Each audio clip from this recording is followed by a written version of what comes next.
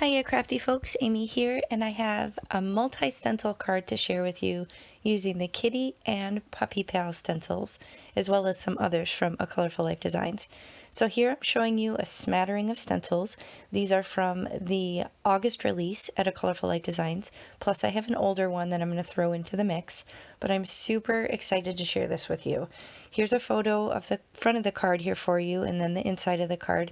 You can see I'm using several different stencils from the shop to create this single layer card, but there's no stamping, it's all stenciling, and I'm super excited. Now this first stencil is called Fur, and I'm just going to lay down some very subtle texture directly on a card base. Now the reason I'm so excited about this card is because that Kitty Pal stencil that's new to the lineup is the perfect complement to the older Puppy Pals.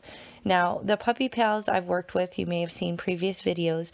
I will link those in the video description box below, but it is such a unique and cool stencil. And when I started posting videos about that, we had a customer that asked if Mary Kay could make a kitty version of it, which she did for this release, and it is so cute. So I decided to use the Puppy Pal and the Kitty Pal together on this card, just to showcase the all-around fluffy goodness of these critters and just show the versatility of this. So I'm just kind of playing with the layout here just to make sure that I can fit the dog and the cat onto this A2 size panel. So I'm making sure I have it lined up how I want it. And then I'm going to mask off the smaller puppy head on this design and then just work with the larger dog head. Now, the cool thing about these stencils is you get the outer and inner portion, so you can create completely different looks from card to card with this sort of design. So you can see I'm just going to fill in the inner portion of the mask, or the inner portion of the stencil here, and not use the mask to kind of create the little puppies profile here. And I'm using some distress inks in some neutral colors here, and you can see I'm going right over that furry design. So the furry stencil, or the first stencil that I laid down first, is going to give it an interesting kind of texture, as if, you know, it's the puppy's fur or the kitty's fur. So this was my way of using this first stencil. But I also, when I look at it, I think about, you know, like a monster card, like those fluffy, I don't know, purple or red monsters. I thought that would be a really cute stencil to have, just to kind of create an overall pattern on a background and maybe use like a little monster critter or a monster sentiment. But anyway, back to the pupper schnoodle head and the kitty schnoodle head.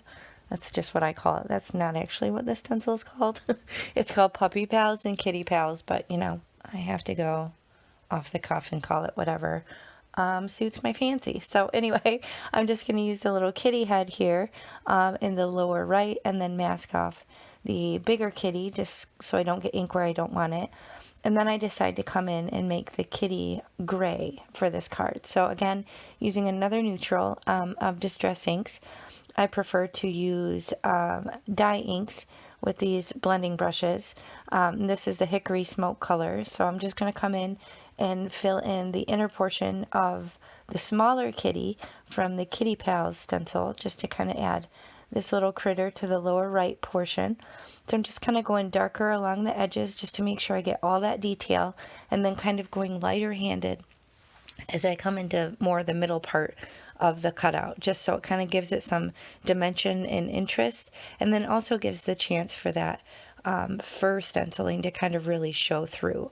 So I'm just going to close this ink pad up here and remove my masking tape and my magnets to reveal this adorable layout. It's so cute using these together.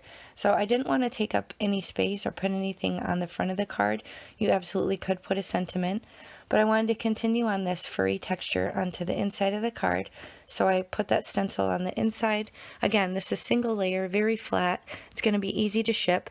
And I'm just using some of these neutral colors, again, very light-handed, just to add a little bit more of this furry texture onto the inside of the card and add some interest.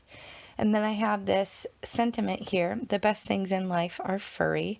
Such a perfect pairing with these other stencils.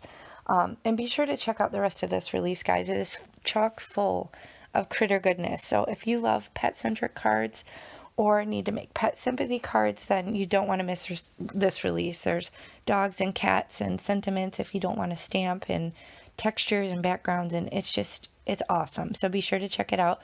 I will link the release in the video description box below the video if you expand and scroll down. And if you use my coupon, you will save on your complete order if you shop. So be sure to take advantage of that at checkout.